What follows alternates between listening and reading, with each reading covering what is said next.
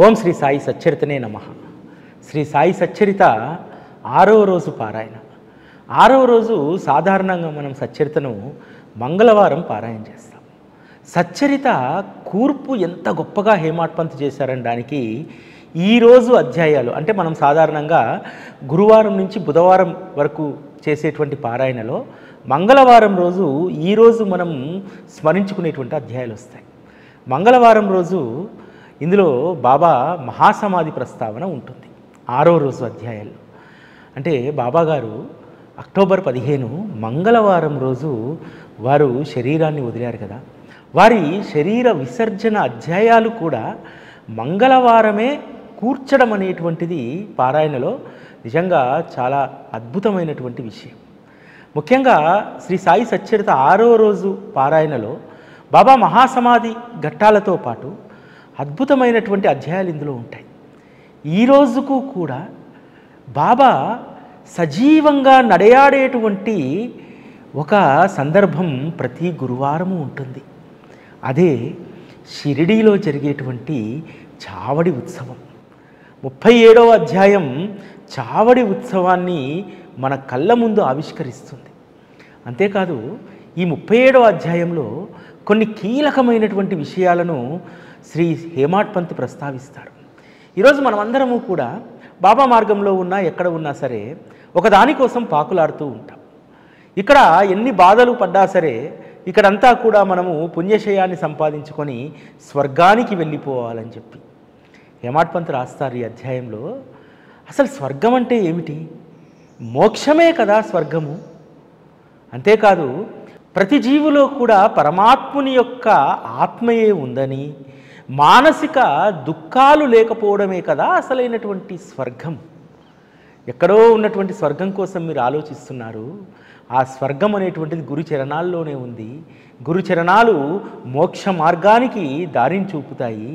వారి చరణాలను ఆశ్రయించిన తర్వాత గురు కథాశ్రవణంలో మానసిక రుగ్మతలు తొలగిపోతాయి. అదే కదా అసలైనటువంటి స్వర్గము. ఇంకొక అద్భుతమైనటువంటి మాట రాస్తారు ఈ అధ్యాయంలో. స్వర్గం స్వర్గం అంటారు, స్వర్గంలో ఏముంది? దేవేంద్రుడు స్వర్గంలో భోగాలను అనుభవిస్తాడు. పంది కూడా తన బురదలో పొరలాడుతూ అదే స్వర్గం అనుకుంటుంది. స్వర్గలోకంలో హరినామస్మరణే ఉండదు కదా. అన్ని సుఖాలు ఉన్న చోట హరినామస్మరణ ఎలా ఉంటుంది? స్వర్గంలోనైనా నరకంలోనైనా. అందువల్ల హరినామం ఉన్నటువంటి భూలోకమే ధన్యమైనటువంటిది. ఈ భూలోకంలో మనం ఉండగా ఇక్కడే మనం స్వర్గ సుఖాలను అనుభవించాలి. ఆ స్వర్గ సుఖాలను అనుభవించేటువంటి మార్గము శ్రీ సాయిబాబా మనకిచ్చారు. నామస్మరణ, కథాశ్రవణం, ఇవే మనకు స్వర్గాన్ని అందిస్తాయి. ఇంతకు మించినటువంటి స్వర్గం మరొకటి లేదనేటువంటి విషయాన్ని శ్రీ హేమాడ్ పంత్ అత్యద్భుతంగా ఈ అధ్యాయంలో చెప్పడం జరుగుతుంది. ఎందుకంటే బాబా తన పట్ల శ్రద్ధా విశ్వాసాలు ఉన్నటువంటి భక్తులకు గొప్ప కైవల్యాన్ని ప్రసాదించారు. అందుకనే వారి సహచర్యము స్వర్గంలా ఉంటుంది. అందుకు వారు చెప్పినటువంటి సాధన నామం. సాయి నామ మంత్ర అనుష్ఠానము కలియుగంలో పాపాలను నశింపజేసేటువంటి గొప్ప మంత్రము తంత్రము మనకు అదియే. అంతేకాదు సత్పురుషుల యొక్క చరిత్ర పారాయణ మననం అది మనకు స్వర్గలోక ప్రాప్తి కంటే కూడా అత్యంత సుఖాన్ని మనకు అందిస్తుంది. కాబట్టి తక్షణ ఫలితాన్ని ఇచ్చేటువంటి ఈ సచ్చరితను వదిలి స్వర్గం వైపు ఎవరు చూస్తారు? ఎవరైతే సచ్చరితలో లీనమవుతారో వారు భూలోకంలో ఉండగానే స్వర్గాన్ని అనుభవిస్తారు. సచ్చరితను అంటిపెట్టుకున్నటువంటి వారికి స్వర్గలోక సుఖాల గురించి అస్సలు యావ ఉండదు. ఇది సచ్చరిత మనకిచ్చేటువంటి గొప్ప వరం. సుఖం దుఃఖం అనేటువంటిది చిత్త వికారాలు. కానీ సత్సంగంలో వికారాలు ఉండవు. సత్సంగం చిత్తాన్ని చైతన్యంలో విలీనం చేస్తుంది, సుఖదుఖాలకు తావు లేకుండా చేస్తుంది. అంటే సచ్చరిత అనేటువంటి ఈ సత్సంగము ఎంత గొప్ప మేలు చేస్తుందో మనందరము కూడా బాగా గుర్తుపెట్టుకోవాలి. దీన్ని వదిలి రకరకాలైనటువంటి సాధనల వైపు వెళ్తాం. సచ్చరిత ఆశ్రయమే మనకు స్వర్గలోక సుఖం. ఎక్కడో మన జీవి పోయిన తర్వాత శరీరం నుంచి ఆత్మ విడిపోయిన తర్వాత ఎక్కడికో వెళ్ళి ఉండేటువంటి స్వర్గం గురించి ఆలోచిస్తున్నాం. కానీ మన చేతుల్లోనే ఉన్నటువంటి స్వర్గం గురించి మనం ఆలోచించట్లేదు. దాన్ని యోచన చేయమంటున్నారు శ్రీ సాయిబాబా. అఖండ సాయి నామ సంకీర్తన, ఇదే తపస్సు, వ్రతం, దానం, ధర్మం. తరచూ షిరిడీ ప్రయాణమే మనకు తీర్థయాత్ర. శ్రీ సాయిబాబా కథాశ్రవణమే మనకు స్వర్గలోక సుఖధామము అనేటువంటి దాన్ని శ్రీ సాయి సచ్చరిత మనకు అద్భుతంగా బోధిస్తుంది. ఇక ఈ అధ్యాయంలో ప్రస్తావించినటువంటి చావిడి శోభాయాత్ర, బాబా ఏ విధంగా చావిడికి సిద్ధమై ఉంటారు. రోజు విడిచి రోజు, అక్కడ రోజు విడిచి రోజు పండగే. ఎందుకంటే ఆ శోభాయాత్ర కోసము 2వ జాము నుంచే, అంటే రైతుల యొక్క పనులు ఇవన్నీ కూడా సాయంత్రం కల్లా అన్నీ ముగుస్తాయి. 3-4 గంటల కల్లా, 5 గంటల కల్లా భక్తజనమంతా ఆబాల గోపాలమంతా వచ్చి సభామండపంలో భజనలు, కీర్తనలు ఆరంభిస్తారు.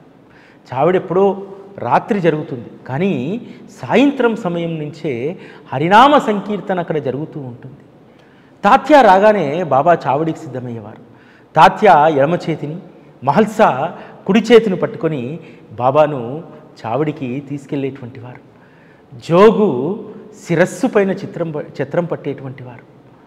కాకాసాహెబ్ దీక్షితు వెండి పల్లెంలో గులాబీ పూలను పెట్టుకొని బాబా పైన గులాబీల వర్షం కురిపించేటువంటి వారు. బాబా అడుగులో అడుగు వేస్తూ చావడి వైపు నడుస్తూ ఉంటే చూసేటువంటి భక్తజనానికి వారి మోములో దివ్యమైనటువంటి తేజస్సు కనిపించేది. ఇప్పటికీ కూడా మీరు ఎవరైనా సరే చావడి ఉత్సవాన్ని షిరిడీలో చూస్తే బాబా స్వయంగా, అంటే బాబావారి పాదుకలు పట్టుకొని పూజారి ముందు నడుస్తుంటారు కదా, ఆ పాదుకల పక్కనే బాబా నడుస్తున్నట్టు మనకు ప్రత్యక్ష దర్శనం, ఇప్పటికీ కూడా బాబా ప్రత్యక్ష దర్శనం మనకు చావడి ఉత్సవంలో కలుగుతుంది. చావడి ఉత్సవం కడు రమణీయమైనటువంటిది. ఆ రోజు భక్తుల యొక్క భక్తి శ్రద్ధలకు, ఆనందోత్సాహానికి అది నిదర్శనం. చావడి జరిగేటువంటి ప్రతిరోజు భక్తులు ఎంతో శ్రద్ధతో అందులో పాల్గొనేటువంటి వారు. బాబా చావిడికి చేరిన తర్వాత జోగు గంధాక్షతలతో పూజ చేసి, బాబా కంఠానికి గంధం రాసి, చేతికి సుగంధ పరిమళాలను అద్ది పంచహారతి ఇచ్చేటువంటి వారు.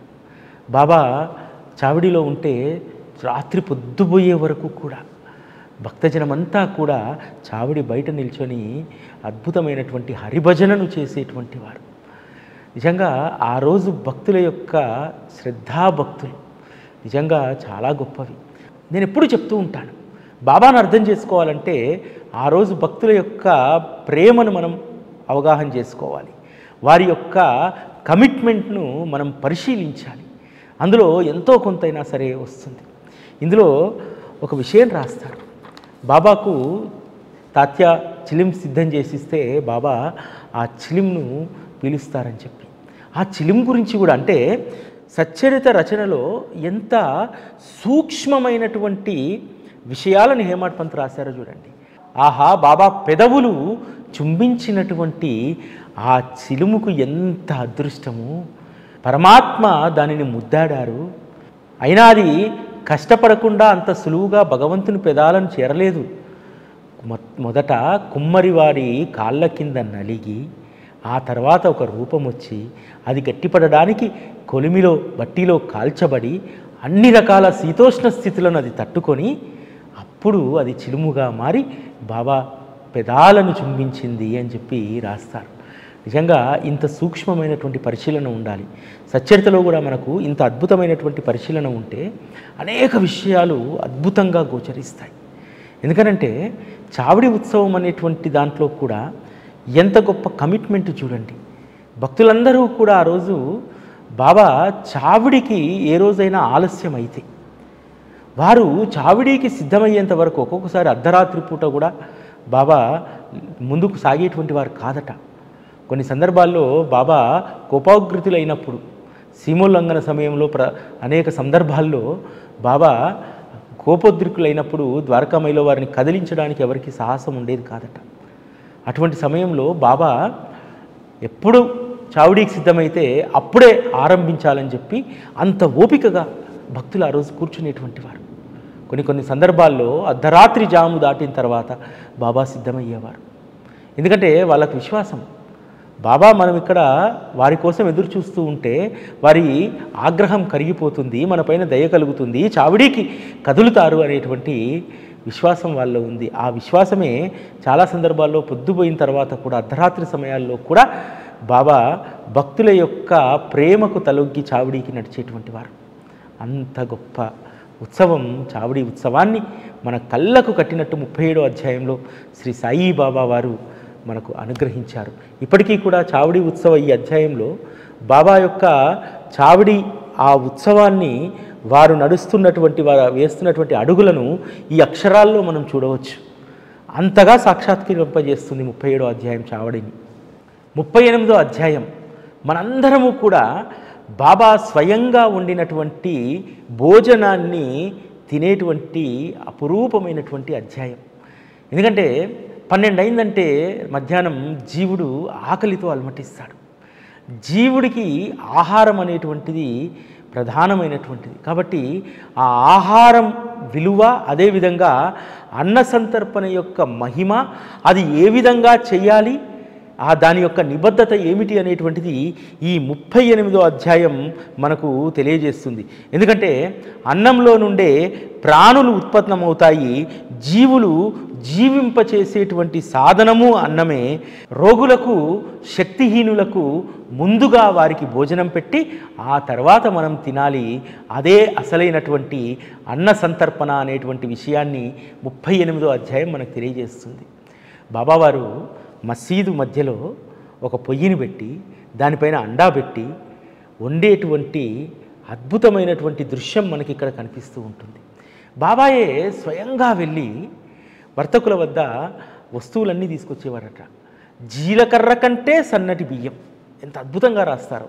జీలకర్ర కంటే సన్నని బియ్యము, నాణ్యమైనటువంటి పప్పు, ఇవన్నీ కూడా వ్యాపారుల దగ్గరికి బాబా స్వయంగా వెళ్ళి కొసరి బేరమాడి, నిజానికి బాబా లోక వ్యక్తి కోసమే కొసిరి బేరమాడేటువంటి వారట. పప్పు 4 అనాలంటే 3 అనాలకి ఇవ్వు, కిలో ఇవ్వు అని చెప్పి తీసుకునేవారట. తర్వాత బాబా డబ్బు ఆ వ్యాపారులకు ఇస్తే వారు ఏ రేట్ అయితే చెప్పారో, బాబా అడిగిన రేటు కాదు, వారు 4 రూపాయలు అన్నారు కదా, ఆ 4 రూపాయల లెక్క ప్రకారమే, వారు చెప్పినటువంటి ఆ లెక్క ప్రకారమే డబ్బు వారికి అందేదట. లోకం కోసం మాత్రం, లోక వ్యక్తి కోసం మాత్రము బాబా వారిని కొసరి బేరం అన్నట్టు నటించేవారు, కానీ ఇచ్చేటప్పుడు మాత్రం అసలు ధనాన్నే ఇచ్చేవారట. బాబా వండినటువంటి ఆహారము అమృతతుల్యంగా ఉండేదట. ఎందుకంటే వారు వేడి ఉడుకుతున్నటువంటి కుత ఉడుకుతున్నటువంటి అండాలో చేయబెట్టి తిప్పేటువంటి వారు. మరి చాలామందికి ఆశ్చర్యం వేసేది, మరి అంత వేడిలో బాబా చెయ్యికి ఎటువంటి హాని జరగలేదు.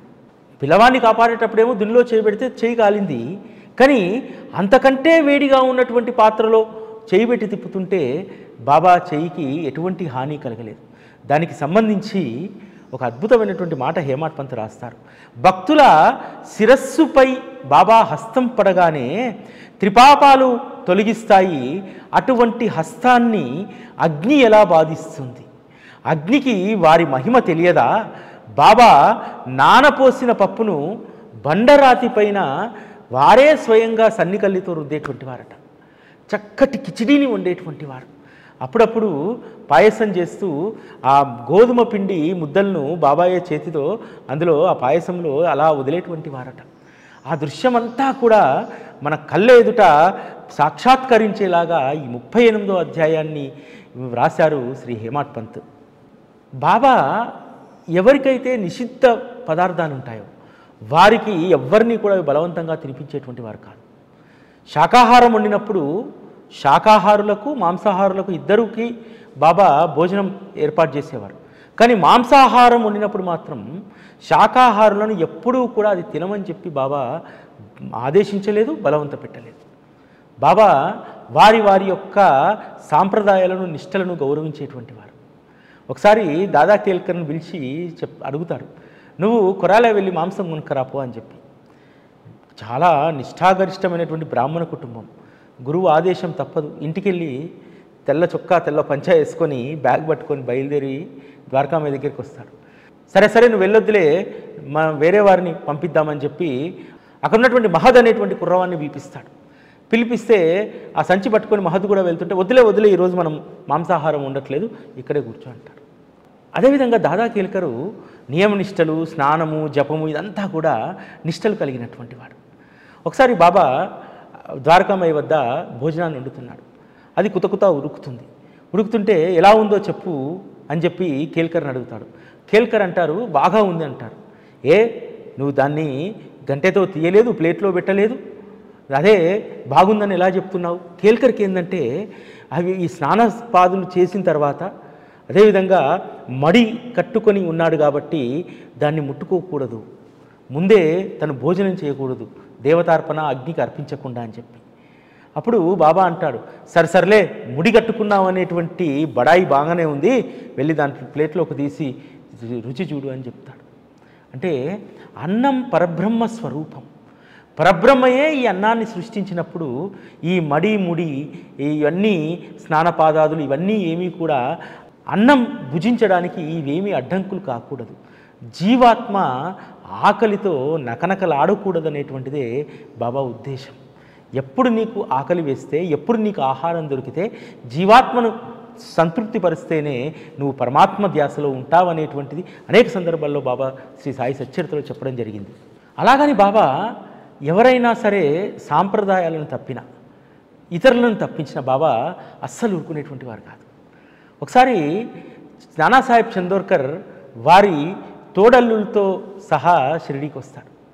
ప్రతిసారి కూడా కోపర్గావ్లో దిగి దత్తుని దర్శించుకొని అక్కడ స్నానం చేసుకొని నేరుగా ద్వారకామాయికి వచ్చేటువంటి వారు. కానీ ఈసారి తన షడ్డకుని దత్తదర్శనం లేకుండా, ఎందుకంటే అక్కడ గుడికి హామీ ఇస్తాడు మెట్లు కడతా అని చెప్పి అది కట్టలేదు. అందుకని పూజారి అడుగుతారేమో అనేటువంటి దాంతో పక్క వేరే దారి వెంట వెళ్ళి గోదావరిలో స్నానం చేసి తీసుకొస్తాడు. బాబా నానాసాహెబ్ని చూసి ఒక్క మాట మాట్లాడు. నానాసాహెబ్ అంటారు, బాబా ఎందుకు మా పైన ఇంత కోపం అంటే, ఏం నానా, నా సాంగత్యంలో ఇన్నేళ్లుగా నువ్వు తెలుసుకుంది ఇదేనా? నీ సడ్డకుడు దత్తభక్తుడు కదా, అతనికి దత్తదర్శనం లేకుండా ఇక్కడికి పట్టుకొచ్చావే, అడ్డదారిన పోయి స్నానం చేయడం ఎందుకు? దానికి అనుభవించే ఉంటావు కదా అంటే, అవును బాబా కాల్లో ముళ్ళు గుచ్చుకుంది అని అంటాడు. దత్తుడు కాబట్టి ముళ్ళుతో సరిపెట్టాడు, నేనైతేనా అని అంటాడు. ఎవరైనా సరే వారి సాంప్రదాయాలను ఉల్లంఘించినా, ఇతరుల సాంప్రదాయాలను తప్పించినా బాబా ఊరుకోరనేటువంటి విషయం మనకి 38వ అధ్యాయంలో ఉంటుంది.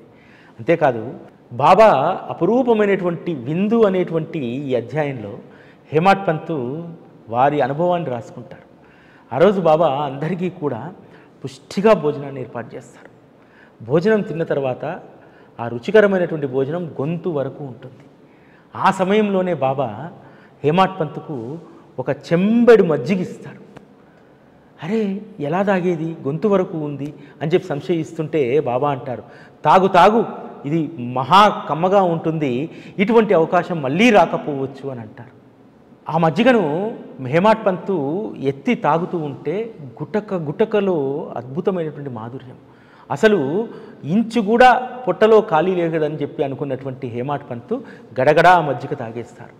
బాబా అన్నట్టుగానే ఇటువంటి మహత్ అవకాశం మళ్ళీ రాదు అన్నారు కదా. హేమాడ్ పంతుకు అమృతం అనేటువంటి మజ్జిగని ఇచ్చిన 2 మాసాలకే వారి దేహాన్ని వదిలి వెళ్ళారు. 39వ అధ్యాయం ఇది జ్ఞాన బోధతో కూడినటువంటిది. మహాభారతం, రామాయణం ఇవన్నీ అవపోసన పట్టినటువంటి వాళ్ళందరూ కూడా గొప్ప జ్ఞానులు అనుకుంటారు. అందులో ఉన్నటువంటి అసలైనటువంటి జ్ఞానాన్ని గ్రహించక మరల అజ్ఞానమైనటువంటి ముసుగును కప్పుకొని వారు ఉంటారు. అటువంటి భగవద్గీతలోని శ్లోకానికి బాబా ఏ విధంగా అసలైనటువంటి అర్థాన్ని చెప్పారో ఈ 39వ అధ్యాయంలో ఉంటుంది. అంతేకాదు మహాత్ములు వారు రావడం, వారు వెళ్ళిపోవడం, వెళ్ళిపోయేటప్పుడు ఎక్కడ శరీరాన్ని భద్రపరుచుకోవాలనేటువంటిది వారు ముందుగానే నిర్ణయించుకుంటారట. చాలామంది మహాత్ములు వారి యొక్క అవతార క్రమంలోనే వారి అవతార సమాప్తికి సంబంధించి, వారి దేహానికి సంబంధించి తెలియజేస్తారు. కానీ బాబా ఆ విషయాలు చివరి వరకు ఎవరికీ తెలియజేయలేదు. కానీ బాబా తన స్థలాన్ని వారే ఎంపిక చేసుకున్నారు.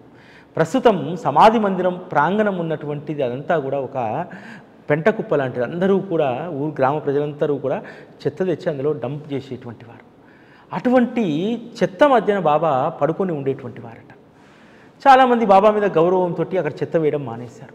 దాన్ని బాబా చదువుచేసి గులాబీ తోటగా దాన్ని మార్చేశారు. తర్వాత దాన్ని బూటీ కొనుగోలు చేయడం, ఈరోజు అది సమాధి మందిరంగా వారు దేహం సెదతీరుతున్నటువంటి పుణ్య స్థలంగా అది మారిపోయింది. బాబా తన ప్రస్థానాన్ని వారు ముందుగానే అన్నింటినీ కూడా నిర్ణయం చేసుకున్నారు. అందుకనే ఈరోజు బాబా యొక్క మహాసమాధి ఉన్నటువంటి బూటీవాడ గొప్ప తీర్థక్షేత్రమైంది. అదేవిధంగా ఈ అధ్యాయంలో నానాసాహెబ్కు గీతాభాష్యాన్ని చెప్పినటువంటి సందర్భం. బాబా పాదసేవ చేస్తూ నానాసాహెబు గీత శ్లోకాన్ని వల్లిస్తున్నారు. అది విన్నటువంటి బాబా, నువ్వు ఒక్కడివే నోట్లో కొనుక్కుంటూ ఇలా అది పైకి చదివితే మేము కూడా వింటాము కదా అని అంటారు. అప్పుడు తద్వితేన ప్రణిప్రాతే అనేటువంటి శ్లోకాన్ని పైకి చదువుతారు. దాని యొక్క అర్థాన్ని బాబా అడుగుతారు. దాని సారాంశాన్ని వివరిస్తారు చందోర్కర్. కరుణామూర్తి అయిన శ్రీకృష్ణ పరమాత్మ అర్జునితో ప్రేమగా గురువుకు ప్రణామం, గురుసేవ ఇవి జ్ఞాన సముపార్జనకు సాధనాలు. అర్జున, ఈ మార్గంలో తత్వదర్శులైన జ్ఞానులు జ్ఞాన ప్రాప్తికి నీకు దారి చూపును అని చెప్తారు. ఇది నాకు తెలిసినటువంటి సారాంశం బాబా. శ్రీధర, మధుసూదన, నీలకంఠ వీరంతా కూడా భగవంతుని యొక్క వచనాలకు ఇదే భాష్యం, ఇదే అర్థం అని చెప్పింది. శంకర భాష్యం కూడా ఇదే చెప్తుంది అని అంటారు. మరి జ్ఞానానికి ముందు ఒక అవగ్రహం ఉంది కదా, అది అప్పుడు అజ్ఞానం అవుతుంది కదా అని అంటారు. అజ్ఞానం ఎలా అవుతుంది బాబా అని చెప్పి అడుగుతారు. అజ్ఞానం తొలగితేనే కదా జ్ఞానం వచ్చేది. జ్ఞానం ఉపదేశించేటువంటి వస్తువు కాదు. జ్ఞానం పైన అజ్ఞానం అనేటువంటి పొర కమ్మి ఉంటుంది. నిప్పు పైన ఏ విధంగా అయితే ఆ బూడిద నిమురుగప్పి ఉంటుందో, ఆ బూడిదను తొలగిస్తే నిప్పు ఏ విధంగా ప్రకాశవంతమవుతుందో, జ్ఞానం కూడా అంతే. జ్ఞానం ప్రతి వ్యక్తిలో ఉంటుంది, కాకపోతే దాన్ని అజ్ఞానం అనేటువంటిది కమ్మివేస్తుంది. ఆ అజ్ఞానాన్ని తొలగిస్తేనే జ్ఞానం ప్రకాశవంతమవుతుంది అనేటువంటి విషయాన్ని బాబా చెప్తారు. అప్పుడు నానాసాహెబ్ చందోర్కర్కి ఆశ్చర్యం వేస్తుంది. అరే, బాబాకు ఈ భగవద్గీత ఏమర్థమవుతుంది, సంస్కృతంలో ఉంది, బాబాకు సంస్కృతం వచ్చా అనుకుంటాడు. తర్వాత కళ్ళు తెరుచుకుంటాడు నానాసాహెబ్. 39వ అధ్యాయంలోనే బాబా సమాధి మందిరానికి సంబంధించినటువంటి ప్రస్తావన ఉంటుంది. బాబా ఒకేసారి అటు బూటీకి ఇటు శ్యామకు స్వప్న దర్శనం ఇచ్చి వాడా కట్టమని అడుగుతారు. శ్యామ ఉదయాన్నే లేచి రోదిస్తూ ఉంటాడు. అసలు నన్ను ఎందుకు బాబా వాడా కట్టమన్నాడు? నేను వాడా కట్టేటువంటి స్థితిమంతున్నే కాదు, నాకు ఎందుకు ఇటువంటి ఆదేశం ఇచ్చాడు? మనం మామూలుగా స్వప్నంలో మనకి ఏదన్నా దర్శనం ఇస్తే అది స్వప్నమే కదా అనుకుంటాం. శ్యామ లాంటి వాళ్ళు బాబా స్వప్నంలో ఏది చెప్పినా అది వాస్తవమే అని చెప్పి నమ్మేవాళ్ళు. ఎందుకంటే బాబా మనకు జాగృతావస్థలో స్వప్నావస్థలో ఏది చెప్పినా అది వారి ఆజ్ఞ అని పాటించేటువంటి గొప్ప విశ్వాసం కలిగినటువంటి వారు ఆ రోజు భక్తులంతా. బూటీ కూడా అదే స్వప్నాన్ని అన్నాడు కాబట్టి శ్యామని అడుగుతాడు, ఎందుకు ఏడుస్తున్నావు నువ్వు అని అంటే, ఈ విధంగా బాబా నన్ను వాడాగట్టమన్నా అంటే నాకు కూడా అదే రకమైనటువంటి ఆదేశం ఇచ్చారు అని అంటారు. ఇద్దరూ వెళ్ళి బాబా దగ్గరికి వెళ్ళి అడుగుతారు. శ్యామ అడుగుతారు, బాబా మీరు నిశ్చింతగా ఇక్కడ కూర్చొని ఉంటారు, మాలో లేనటువంటి అలజడులు లేపుతారు, వాడా కట్టమన్నారు, ఎలా కట్టేది మేము అని అంటారు. నువ్వు నిశ్చింతగా ఉండు శ్యామ, ఆ కార్యాన్ని బూటీ తలకెత్తుకుంటాడు, బూటీకి కావలసిన సహాయ సహకారాలు నువ్వు అందించు అని అంటారు. బూటీ ఆ వాడా నిర్మాణానికి డబ్బు వెచ్చించాడు. శ్యామ తను మొత్తము కూడా ఆ వాడా నిర్మాణ పనుల్లో ఎప్పుడూ నిమగ్నమై ఉండేటువంటి వారు. బాబా ఆదేశం ప్రకారం పనులు చకచకా సాగుతున్నాయి. బూటీకు ఆలోచన వస్తుంది. ఇక్కడ భూగృహంలో అంటే మొదటి కింద గ్రౌండ్ ఫ్లోర్లో ఆలయంతో కూడినటువంటి వాడా కట్టాలని చెప్పి దానికి బాబా అనుమతి తీసుకోమని శ్యామకు చెప్తారు. శ్యామ లండికి వెళ్ళి వస్తూ బాబాను అడుగుతారు, బాబా బూటీ భూగృహంతో కూడినటువంటి మందిరాన్ని ఒకటి కట్టాలనుకుంటున్నారు, మరి మీరు సమ్మతిస్తే ఆ నిర్మాణాన్ని చేపడతారంటే, తప్పకుండా అలానే చేయి శ్యామ, ఎందుకంటే ఆ భూగృహం నిర్మితం అయిన తర్వాత మనందరం వచ్చి ఇక్కడే ఉందాము అని అంటారు. సరే బాబా, మంచి ముహూర్తం చూసి చేద్దామనంటే, ఎందుకు శ్యామ, ఈరోజే ముహూర్తం, కొట్టు కొబ్బరికాయ అంటాడు. శ్యామతో కొబ్బరికాయ కొట్టిస్తాడు. అంటే తన సమాధి నిర్మాణానికి కావలసినటువంటి ప్రదేశంలో ఆ ఏర్పాట్ల ప్రారంభానికి ఎవరితో కొబ్బరికాయ కొట్టించాడు? శ్యామతో కొబ్బరికాయ కొట్టించాడు. శ్యామ పట్ల బాబాకు ఉన్నటువంటి ప్రేమ ఎంత గొప్పదో కదా.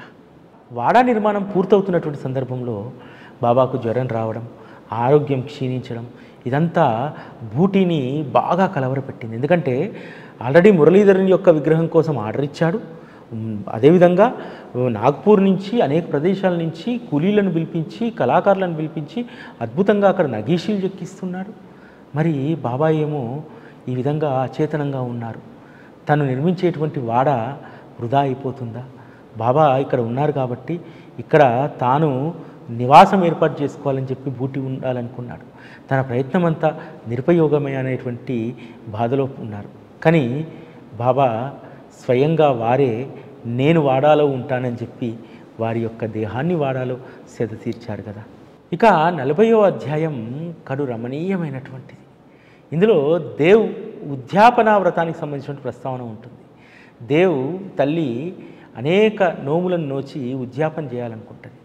ఆ రోజు భక్తుల యొక్క మనస్తత్వం ఎలా ఉండేదంటే, తమ ఇంట్లో ఏ శుభకార్యం జరిగినా బాబా వస్తే బాగుంటుంది. అదే తలంపుతోటి దేవ్ బాబాకు లేఖ రాస్తాడు కదా. లేఖ రాస్తే బాబా చెప్తాడు, జోగ్ నువ్వు నేను మరొకరు ముగ్గురం వస్తామని చెప్పు అని అంటారు. అదేవిధంగా ఆ రోజు దేవ్ ఇంటికి ముగ్గురు వెళ్ళి భోజనం చేస్తారు. కాకపోతే అంతకు ముందు రైల్వే స్టేషన్లో గోరక్షణ కోసం చందాలు వసూలు చేయడానికి వచ్చినటువంటి ఆ సాధువు రూపంలో బాబా వచ్చారు. కాబట్టి ఆ సాధువుని చూడగానే డబ్బు కోసం వచ్చారనేటువంటి ఆలోచన మనసులో మొదలవుతుంది. కానీ వారు చెప్తారు, లేదు లేదు, మేము డబ్బు కోసం రాలేదు, మీ ఇంట్లో ఉద్యాపన వ్రతాలు జరుగుతున్నాయి కాబట్టి సాధువులు మేము ఇక్కడ తినడం శ్రేయస్కరం, అందుకనే మీ ఇంట్లో భిక్షకు వచ్చాము అని అంటారు. సరే సరే రెడీ అయినాక రండి అని చెప్తారు. పిలుస్తారు, దేవ్ భోజనం చేస్తారు, వెళ్ళిపోతారు. కానీ దేవ్ కోపం వస్తుంది. అరే రే బాబా వస్తానని చెప్పి మాట ఇచ్చి నన్ను మోసం చేశాడే, ఆడిన మాట తప్పాడే అని చెప్పి అదే పదాలతో లెక్క రాస్తాడు. జోగ్ వెళ్ళి బాబా ముందు దాన్ని చదవబోతుంటే అంటాడు, ఏ దేవ్ నన్ను నిందిస్తున్నాడు కదా, నన్ను మోసగాడని అంటున్నాడు కదా, నేను మోసం చేశాను అంటున్నాడు కదా, నేను అబద్ధం ఆడాను అంటున్నాడు కదా, నేను ఇదే రూపంలో ఇదే వేషంలో వస్తానని ఏ విధంగా భ్రమిస్తాడు?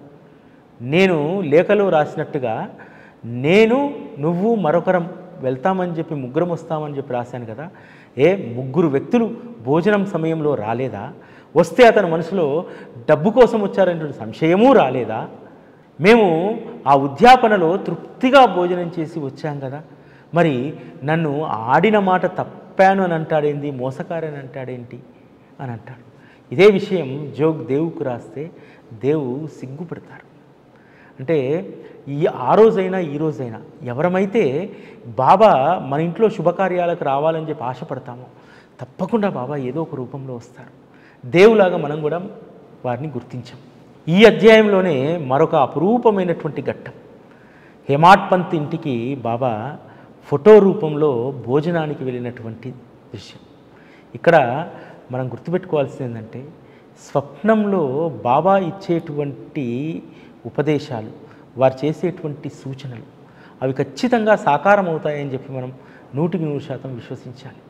హేమాడ్ పంత్ ఆ విశ్వాసంతోనే ఉన్నారు కాబట్టి ఆ రోజు ఎవరు వచ్చినా సరే అది బాబా స్వరూపంగానే నేను చూస్తానన్నారు. కానీ బాబాయే స్వయంగా ఫోటో రూపంలో అక్కడికి వచ్చి ఆ రోజు హోలీ రోజు భోజనాన్ని ఆరగించి వారింట్లోనే స్థిరంగా ఉండిపోయారు. భక్తుడి యొక్క హృదయమే నా నివాసం అన్నారు కదా, భక్తుడు ఉన్నటువంటి చోటే నేను ఉంటానన్నారు కదా, మరి తన కథ రచన జరిగేటువంటి చోట ఆయన ఉండకపోతే ఎలా? అందుకనే బాబా కథారచన, తన చరిత్ర రచన జరిగేటువంటి ఆ ఇంట్లోనే కొలువైనాడు. తన కార్యాన్ని ఆ విధంగా పూర్తి చేసుకున్నారు. మహాకమనీయం రమణీయం 40వ అధ్యాయం. 41వ అధ్యాయంలో ఒక అద్భుతమైనటువంటి విషయాన్ని హేమాడ్ పంత్ ప్రస్తావిస్తారు. బాబా యొక్క రూపం ఏమిటి, వారు ఏం చేస్తారు? బాబా మనందరం కూడా మూర్తిభవించినటువంటి ప్రేమమూర్తి, వారు ఆనంద స్వరూపులు, ఇవన్నీ అని చెప్పి మనం భావిస్తాం. కానీ హేమాడ్ పంత్ రాసినటువంటి మాట ఎంత అద్భుతంగా ఇక్కడ ఉంటుందంటే, బాబా మూర్తీభవించినటువంటి పరోపకారం. వారు పరోపకారం కొరకు తమ శరీరాన్ని శ్రమ పెడతారు. తన భక్తుల యొక్క యోగక్షేమాలను వారు నిరంతరం పరిశీలిస్తూ ఉంటారు. ఈరోజు కూడా మనం అనుభవిస్తున్నటువంటిదే కదా. మనకి ఏదన్నా కష్టం కలిగిందనుకోండి, బాధ కలిగిందనుకోండి, ఎవరు మనకు ఈ పరోపకారం చేసేటువంటి వారు? ఒక్క శ్రీ సాయిబాబా తప్ప. ఆ విధంగా బాబా తన శరీరాన్ని తాను ఇప్పటికీ కూడా భక్తులకు పరోపకారాన్ని చేసేటువంటి దాంట్లోనే వారి శరీరాన్ని పూర్తిగా అరగదీస్తారట. వారి శరీరంతో ఉన్నన్ని రోజులు కూడా వారి గురించి, వారి యొక్క భుక్తి గురించి, వారి వైభవం గురించి, కీర్తి గురించి ఏ రోజు ఆలోచించలే బాబా. బాబా ఎప్పుడూ కూడా ఒకటే ఆలోచించేటువంటి వారు తన భక్తుల యొక్క యోగక్షేమాలు. ఈ అధ్యాయంలో బాబా చిత్రపటం హేమాడ్ పంత్ ఇంటికి ఏ విధంగా వచ్చిందో ఆ కథ ఇందులో ఉంటుంది. బాబా చిత్రపటాన్ని హేమాడ్ పంత్ ఇంటికి చేర్చినటువంటి అలీ అహ్మదు ఒకరోజు తారసపడి హేమాడ్ పంత్కి చెప్తారు, ఆ చిత్రపటం మా ఇంటికి ఎందుకు పంపించారని చెప్పి. అలీ మహమ్మద్ చెప్తాడు, నేను ఒకరోజు ముంబై వీధుల్లో నేను తిరుగుతూ ఉంటే ఒక దుకాణంలో బాబా యొక్క చిత్రపటం ఆకర్షణీయంగా నాకు కనిపించింది. అక్కడ అనేక దేవీ దేవతల విగ్రహాలు ఉన్నాయి, చిత్రపటాలు ఉన్నాయి. కానీ అందులో దివ్య తేజస్సుతో ఉన్నటువంటి బాబా యొక్క చిత్రపటం నాకు కనిపించింది. దాన్ని మా ఇంట్లో పెట్టుకొని పూజ చేసుకుంటున్నాను. అయితే ఒకానొక సందర్భంలో నా భావమరుదైనటువంటి నూర్ మహమ్మదు తన గురువు అయినటువంటి అబ్దుల్ రెహమాన్ యొక్క చిత్రపటాన్ని ఎన్లార్జ్ చేయించి వాళ్ళ గురువుతో పాటు బంధువులందరికీ ఇచ్చాడు. చివరికి ఆ చిత్రపటాన్ని గురువు దగ్గరికి తీసుకెళ్తే గురువు ఆగ్రహం వ్యక్తం చేశాడు. కాబట్టి చిత్రపట ఆరాధన తన గురువుకి ఇష్టం లేదని చెప్పి అందరికీ ఇచ్చినటువంటి చిత్రపటాలను వాళ్ళ ఇంట్లో ఉన్నటువంటి అన్ని చిత్రపటాలను తెప్పించి వాటిని జలసమాధి చేశాడు సముద్రం మధ్యంలోకి తీసుకెళ్ళి. నేను ఆరోగ్యం బాగలేక అతని ఇంట్లో ఉంటే తన నౌకర్ని పంపించి నా ఇంట్లో నుంచి అన్ని చిత్రపటాలు తెప్పించాడు. బాబా చిత్రపటం కూడా జలసమాధి అయిపోయింది అనుకున్నాను. నేను తిరిగి స్వస్థున్నై ఇంటికి వచ్చి చూసిన తర్వాత అన్ని చిత్రపటాలు తీసుకెళ్లారు. బాబా యొక్క చిత్రపటం మాత్రం అక్కడ అలానే మిగిలి ఉంది. బాబా ఆ సమయంలో వారికి కనబడకుండా అదృశ్యమయ్యారేమో. ఎప్పుడైనా నా బావమరిది వచ్చి దీన్ని మరలా జలసమాధి చేస్తారు, ఇది ఎక్కడ ఉంటే భద్రంగా ఉంటుందని చెప్పి ఆలోచించినప్పుడు మీరు నాకు గుర్తుకొచ్చారు, అందుకని నా నౌకర్రతోటి మీ ఇంటికి దాన్ని పంపించాను అని అంటారు. అంటే ఇందులో రెండు అద్భుతమైనటువంటి విషయాలు. బాబా తన భక్తుల ఇంట్లో స్థిరంగా ఉండదలుచుకుంటే ఇటువంటి దుర్మార్గమైనటువంటి పనులు చేసేటువంటి వాళ్ళు వచ్చినప్పుడు ఆయన అదృశ్యమవుతారు, మళ్ళీ వచ్చి అక్కడే కొలువవుతారు.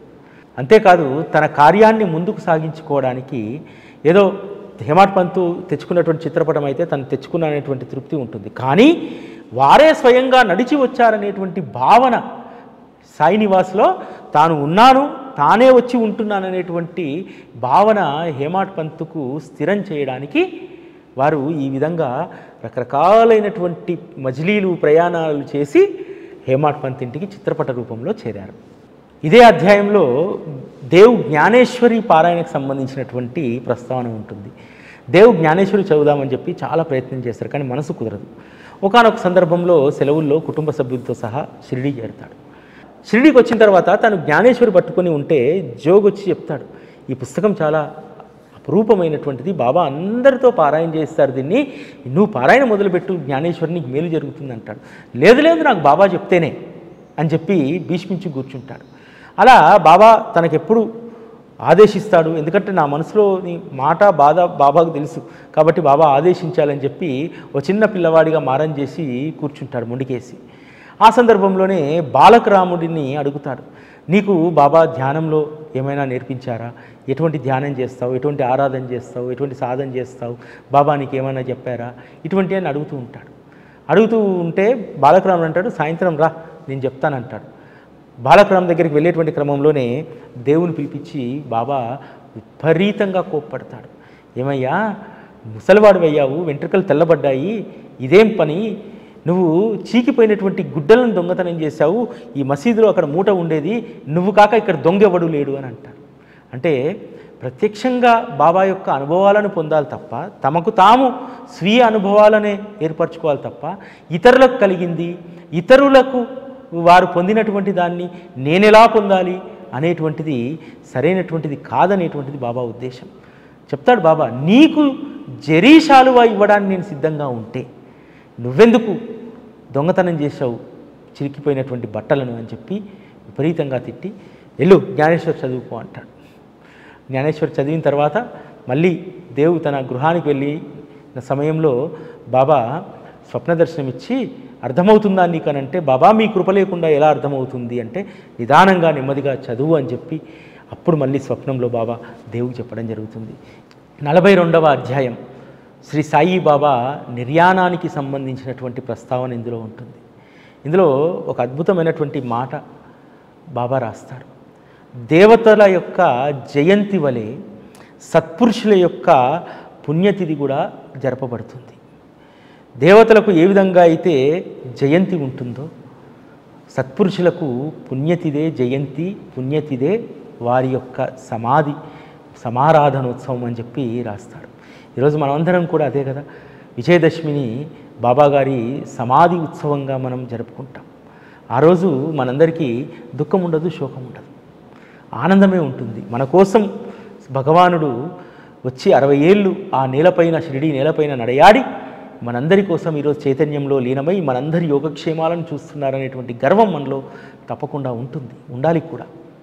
బాబా మహాసమాధికి 2 సంవత్సరాల ముందు ఒక సూచన చేస్తారు. 1916 విజయదశమి. విజయదశమి రోజు షిరిడీ గ్రామస్తులందరూ కూడా సీమోల్లంఘన అంటే గ్రామాన్ని విడిచి మరలా కొద్ది సమయానికి గ్రామంలోకి ప్రవేశిస్తారు. ఎందుకంటే విజయదశమి రోజు రాజులు ఇతర రాజ్యాలపైన దండెత్తి ఎంతో కొంత ధనాన్ని తీసుకొస్తే అది విజయానికి సూచిక అని చెప్పి చెప్తారు. ఆ విధంగా సీమోల్లంఘన రోజు ప్రజలు ఆ నియమాన్ని పాటిస్తారన్నమాట. గ్రామ ప్రజలందరూ వచ్చి, మామూలుగా గ్రామాల్లో ఎలా ఉంటుందంటే సీమోల్లంఘన చేసి ఆ ఊరికి పెద్ద అయినటువంటి ఆ వ్యక్తి ఆశీస్సులు తీసుకుంటారు. షిరిడీ వాసులకు దైవమైనా ఆ గ్రామ పెద్ద అయినా ఏదైనా బాబాయే కాబట్టి బాబా దగ్గరికి అందరూ కూడా వచ్చేస్తారు. వచ్చేసరికి బాబా కోపోద్రికులై ఉంటారు. బాబా తమ యొక్క కఫ్నీని తీసి దునిలో వేస్తారు. దుని బగబగా మండుతుంది. లంగోటిని కూడా విప్పి దాంట్లో వేస్తారు. వేసి అడుగుతారు, నేను హిందువా ముస్లిమా అనేటువంటి అనుమానాలు మీకు ఉన్నాయి కదా, చూడండి నేను హిందూనా ముస్లింనా అని చెప్పి. కానీ ఆ దుని ప్రకాశానికి బాబా శరీరం ఎవ్వరికీ కనిపించలేదు. అక్కడ ఉన్నటువంటి బాగోజీ ధైర్యం చేసి వెళ్ళి బాబాకు లంగోటి చుడతారు. 2 సంవత్సరాల ముందే బాబా సీమోల్లంఘన రోజు తమ యొక్క మహాసమాధికి సంబంధించినటువంటి ప్రస్తావనను అక్కడ చేయడం జరిగింది. బాబాకు అత్యంత ఇష్టమైనటువంటి 2 భక్తులకు ఆరోగ్యం పూర్తిగా క్షీణిస్తుంది. ఒకటి రామచంద్ర కోతే పాటిల్, రెండో వారు తాత్యా కోతే పాటిల్. వీరి ఆరోగ్య పరిస్థితి క్షీణించడంతో ఆ రోజు చాలా చోట్ల ఈ స్పానిష్ ఫ్లూ విస్తరించి ఉంది. ఆ ఫ్లూ వల్ల చాలామంది మరణాల పాలు కూడా అయ్యారు. రామచంద్ర పాటిల్ ఆరోగ్యం క్షీణించి బాబా దగ్గరికి వస్తే చెప్తాడు, రామచంద్ర నీకేమీ కాదు, నిన్ను మృత్యువు నుండి నేను కాపాడాను, నా భయమంతా తాత్యా కోసమే అని అంటారు. తాత్యా పరిస్థితి చెప్పలేమని చెప్పి చెప్తారు. కానీ రామచంద్రకు తాత్యా పట్ల ఎనలేని ప్రేమ. 2 స్నేహితులు ఒకే కంచంలో తిని ఒకే చోట ఆడుకొని వారు గ్రామంలో ఒక పెద్ద మనుషులుగా ఈరోజు ఒక మంచి స్థితికి వచ్చినటువంటి వారు. తాత్యా ఆరోగ్యం రోజు రోజుకు క్షీణిస్తుంటే రామచంద్ర పాటిల్లో ఆందోళన మొదలవుతుంది. తాత్యాను బ్రతికించి బాబా వారి ధామానికి వెళ్ళిపోయారు. బాబా మహాసమాధి తీసుకున్నటువంటి రోజు రాత్రి దాస్కన్ మహారాజ్కు పండరిపురంలో సాక్షాత్కారాన్ని ఇచ్చి, నూనె వ్యాపారులు ఇక్కడ నన్ను ఇబ్బంది పెడుతున్నారు, నేను వెళ్ళిపోతున్నాను, వచ్చి నా సమాధిని పూలతో కప్పు అని అంటారు. ఇంతలో షిరిడీ నుంచి కబురు వస్తుంది. అది అందిన వెంటనే దాస్కన్ మహారాజ్ తన శిష్య పరివారంతో కలిసి షిరిడీకి చేరుతారు. బాబాకు ప్రేమతో పూలహారాన్ని గుచ్చుతాడు. ఒక్కొక్క పువ్వుకు ఒక్కొక్క నామాన్ని చెప్తూ ఆ మాలలను గుచ్చి సమాధి చుట్టూ పైన అలంకరిస్తాడు. దాస్కన్ మహారాజ్ యొక్క హరినామ సంకీర్తనతో షిరిడీపురము వైకుంఠపురిగా మారిపోయిందట. దాస్కన్ మహారాజు హరినామ సంకీర్తన చేస్తుంటే అలసిపోతారేమో అని చెప్పి శిష్యులు అంటారు, మహారాజ్ మేము కూర్చుతానులే, మీరు నామం చెప్పండి అంటే, లేదు నా సద్గురువుకు నేనే నామం చెప్పుతూ ఒక్కొక్క పువ్వు కూర్చాలని చెప్పి ఆ విధంగా నామ పుష్పాలను బాబా సమాధికి అర్పిస్తారు. అక్కడ బాబాకు జ్వరం రావడం ఒక నెపం, వారు శరీరాన్ని వదలడం ఒక నెపం. ఇదంతా కూడా వారి రచనలో ఎప్పుడో వారు రాసుకున్నారు. ఈ సందర్భంగా ఒక ప్రస్తావన ఇక్కడ ఉంటుంది. బాబా మహాసమాధి సందర్భంగా 9 నాణాలను లక్ష్మీబాయికి ఇస్తారు. లక్ష్మీబాయి అంటే బాబాకు ఎంతో ప్రేమ. ఒకసారి బాబా తనకు బాగా ఆకలి వేస్తుంది, ఆహారాన్ని తీసుకురా, రొట్టె పాలు తీసుకురా అని అంటారు. ఇంటికి వెళ్ళి గబగబా తీసుకొస్తే వాటిని కుక్కకు వేస్తే లక్ష్మీబాయి అలుగుతుంది. బాబా, ఇంత కష్టపడి నేను ఆతృతతో తీసుకొస్తే నువ్వు దాన్ని కుక్కపాలు చేశావే అని చెప్పి. అమ్మా, కొన్ని గంటలుగా అది నా వైపు చూస్తూ దీనంగా ఆకలితో అలమటిస్తుంది. దానిలో ఉన్న ఆకలి నా ఆకలి ఒకటేనమ్మా. దానికి నోరు లేదు కాబట్టి అది చెప్పలేదు, నాకు నోరుంది కాబట్టి నేను చెప్పాను. నువ్వు ఏ జీవికి నువ్వు ఆహారాన్ని ఇచ్చినా అది నాకు సమర్పించినట్టే అని చెప్తారు. ఆ రోజు నుంచి ప్రతిరోజు కూడా లక్ష్మీబాయి సాయంత్రం సమయంలో బాబాకు రొట్టెపాలు తీసుకుని వస్తుంది. 43వ అధ్యాయంలో బాబా యొక్క శరీర విసర్జనకు ముందు వారు రామ విజయ పారాయణ, ఏ విధంగా వారి యొక్క ప్రస్థానాన్ని ఏ విధంగా సమాధి వైపుకు మళ్లించారు అనేటువంటి విషయాలు 43వ అధ్యాయంలో ఉంటుంది. ఇక్కడ ఒక మాట రాస్తారు. శరీరంలో ఉన్న అవతారానికి స్వస్తి చెప్పి సర్వజీవుల్లోనూ వ్యక్తమయ్యేటువంటి స్థితికి శ్రీ సాయిబాబా వెళ్ళారు. అంటే వారి శరీరాన్ని వదిలేంత మాత్రాన వారి యొక్క ప్రస్థానం ముగియలేదు. వారు తమ శరీరాన్ని వదిలి ఒకే శరీరంలో ఉన్నటువంటి స్థితి నుంచి సర్వజీవులలో ఉండేటువంటి స్థితికి వారు వెళ్ళారని చెప్పి ఇక్కడ రాస్తారు. అంతేకాదు, ఒకే ప్రదేశంలో ఉండేటువంటి స్థితిని వదిలి సర్వవ్యాపకత్వాన్ని పొంది సంపూర్ణ సనాతనులై ఆత్మలో వారు లీనమై ఉన్నారు. సాయిబాబా అందరికీ జీవనం, సాయి సకల జీవులకు ప్రాణం. సాయి లేకుండా గ్రామవాసులు దీనులయ్యారు, దుర్భరులైపోయారు. సాయి శరీరం అచేతనం కాగానే అందరూ ఒకేలాగా రోధించారు. బాబా కూడా వారి శరీరాన్ని వదలడానికి భక్తులందరినీ కూడా హారతి అయిపోగానే భోజనానికి పంపించేస్తారు. ఎందుకంటే ఆ ప్రేమ పాశం ఎక్కడ తనను అడ్డుకుంటుందోనని అని చెప్పి. అంటే భక్తుల పట్ల బాబాకు ఉన్నటువంటి ప్రేమ ఇది. నిజంగా సత్పురుషులకు ఈ ప్రేమ వ్యామోహాలు ఉంటాయా? కానీ శ్రీ సాయిబాబా ఒక మానవ రూపంలో అవతరించినటువంటి సద్గురువు, పరమాత్మ. ఖచ్చితంగా ఆయనకు తన వారి పట్ల ప్రేమ, అనుబంధం, అనురాగం తప్పకుండా ఉంటుంది. లేకపోతే ఈరోజు మనల్ని ఇంతగా ఆయన ప్రేమించడానికి, రక్షించడానికి మమతానురాగాలే కదా. ఆ మమతానురాగాలనేటువంటివి ఎప్పుడు వారికి ఉంటాయి. అవి ఉంటేనే మనకు శ్రీరామ రక్ష. బాబా శరీరాన్ని వదిలిన తర్వాత షిరిడీ వాసుల యొక్క మానసిక స్థితి ఎలా ఉంటుందనేటువంటిది అద్భుతంగా ఈ అధ్యాయంలో చెప్తారు. స్త్రీ పురుషులు అన్నపానీయాలు మాని అత్యంత దుఃఖంతో దీనులయ్యారు. బాబా యొక్క ఆ స్థితిని చూసి గ్రామంలో ఆబాల వృద్ధులు, భక్తులు అందరూ బాధపడ్డారు. ప్రతిరోజు కూడా రసభరితమైన మధుర కథలు వింటూ అమితానందాన్ని అనుభవించే చోటు భక్తుల ప్రవేశానికి వీలు లేకుండా నిండుగా ఉండే ద్వారకామయి ఇప్పుడు కళావిహీనంగా కనిపిస్తుంది. షిరిడి నిత్యమంగళంగా ఉండడానికి మూల కారకుడైనటువంటిది సాయియే. అందువల్ల గ్రామస్తులు దుఃఖించసాగారు. ఆనందానికి మూలమైన ఆనంద విగ్రహమైన సాయి, మీరు భక్తులను ఉద్ధరించడానికి శరీరాన్ని ధరించి ఈ కార్యాన్ని సాధించగానే షిరిడి గ్రామంలో దేహ విముక్తిని పొందారు. మీరు ఎప్పుడు దయతో అలసట లేకుండా బుద్ధి భ్రంశమైన మాకు అహర్నిశలు ఉపదేశం చేశారు. బోర్లించిన కుండలపైన పోసిన నీరు వలె ఆ ఉపదేశాలు పైపైనే కొట్టుకపోయాయి. ఒక్క బొట్టైనా మా వంట పట్టలేదే. మీరు ఎవరినైనా ఊరికే దూషించినా నాకు వెంటనే బాధ కలుగుతుందని మీరు పదే పదే చెప్పినా మేము వినకపోతిమే. ఇటువంటి అపరాధాలు ఎన్ని చేశాము. మీ హితోక్తులను వినక ఆజ్ఞాభంగం చేసిన పాపానికి ఈ విధంగా శిక్షను విధించారా బాబా? మా పాపాలన్నింటినీ ఈ విధంగా తుంచారా?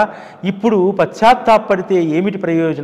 అనుభవించాల్సిన వాటిని అనుభవించక తప్పదు కదా బాబా, మాపై విసుగు పుట్టి మా కనుమరుగై తెర వెనుకకు వెళ్ళిపోయావా, అకస్మాత్తుగా మాపై కాలుడు ఎంత దెబ్బ కొట్టారు అని ఇక్కడ రాస్తారు. ఇది ఇప్పటికి కూడా మనందరికీ అనుభవమే.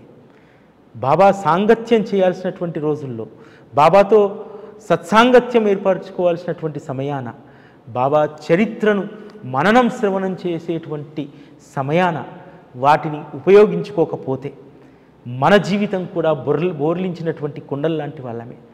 ఒక్క బోధ మన శరీరానికి ఇనకదు.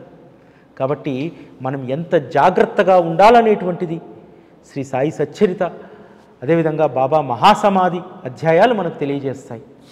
ఇదే విషయం మనకు 43వ అధ్యాయంలో ఒక సంఘటన ఉంటుంది. జనులెవ్వరూ కూడా బాబాను తొలినాళ్లలో ఆయన మహత్తును కానీ ఆయన యొక్క విలువను కానీ ఎవ్వరూ కూడా కనలేదు. అందుకనే బాబా 72 గంటల పాటు మహల్సా ఒడిలో తన శరీరాన్ని వదిలి వెళ్ళి మహల్సా యొక్క భక్తికి మెచ్చి, ఆ సహనానికి మెచ్చి మళ్ళీ తిరిగి వస్తాడు. ఒకవేళ మహల్సాపతి బాబా దేహాన్ని ఆ రోజు రక్షించకపోతే, ఆ విధంగా భీష్మించుకొని కూర్చోకపోతే, బాబా ప్రస్థానం మహాసమాధికి 36 సంవత్సరాల ముందే అది ముగిసిపోయేది. కానీ బాబా మహల్సా అనేటువంటి భక్తుడి యొక్క నిష్టకు, ఓర్పుకు, సహనానికి, ధైర్యానికి, సాహసానికి మెచ్చి వారి ప్రస్థానాన్ని మరొక 36 సంవత్సరాలు కొనసాగించి మనందరికీ దగ్గరయ్యారు. 44వ అధ్యాయంలో బాబా మహాసమాధికి ముందు జరిగినటువంటి కొన్ని సంఘటనలు, ఇటుక విరగడం, ఇలాంటి సంఘటనలు, అదేవిధంగా దేవతలకు సత్పురుషులకు ఉన్నటువంటి తేడా ఇక్కడ రాస్తారు.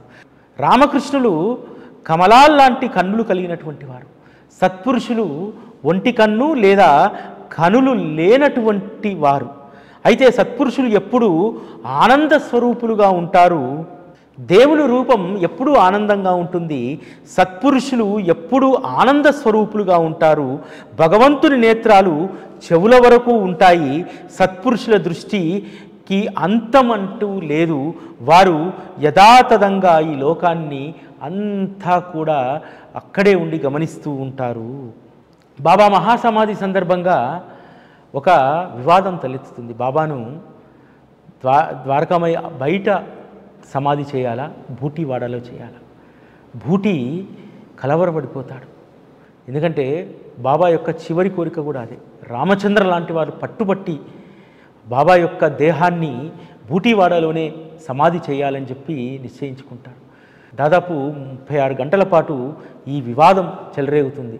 తర్వాత ప్రభుత్వం వాళ్ళు వచ్చి ఓటింగ్ ఏర్పాటు చేయడంతో అత్యధిక మంది అభిప్రాయం భూటీవాడలోనే పెట్టాలని చెప్పి నిర్ణయానికి వచ్చారు. అప్పుడు మరొక వర్గం వారు అంటారు, భూటీవాడలో పెడితే మేము స్వేచ్ఛగా బాబాను దర్శించుకునేటువంటి, వారి సమాధిని దర్శించుకునే అవకాశం ఉండదు, అది ప్రైవేట్ వాడ అంటారు. కానీ భూటీ, నేను ఆ వాడాను బాబా సంస్థానానికి దారాదత్తం చేస్తున్నానని అంటారు. ఆ భూటీ తరఫున ఈ వాగ్దానాన్ని రామచంద్ర కోతే పాటిల్ ఇస్తాడు. ఇవ్వగానే భూటీ రామచంద్రను ఆలింగనం చేసుకొని తన సమ్మతిని చెప్తాడు.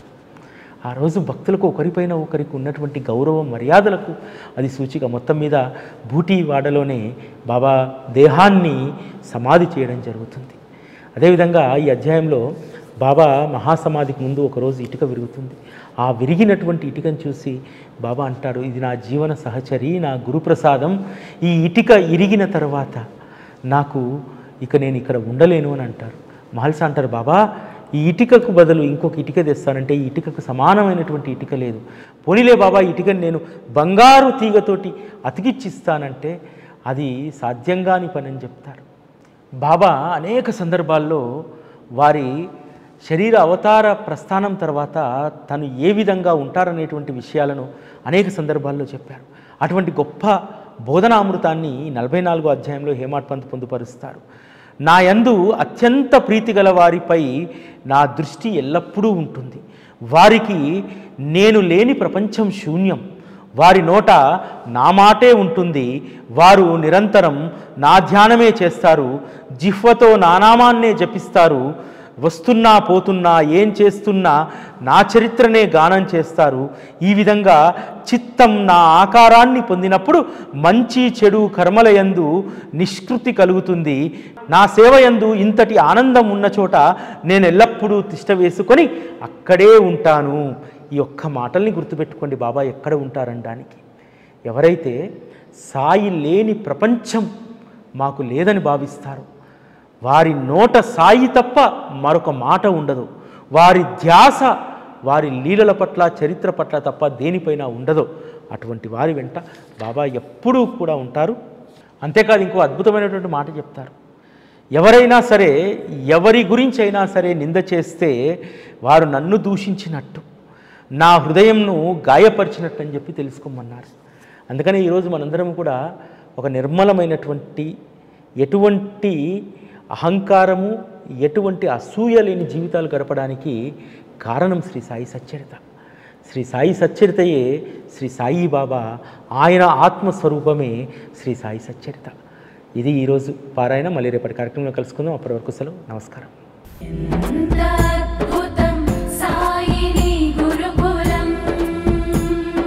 శిక్షణే తప్ప శిక్షలు లేని శరణాగతి సౌదం.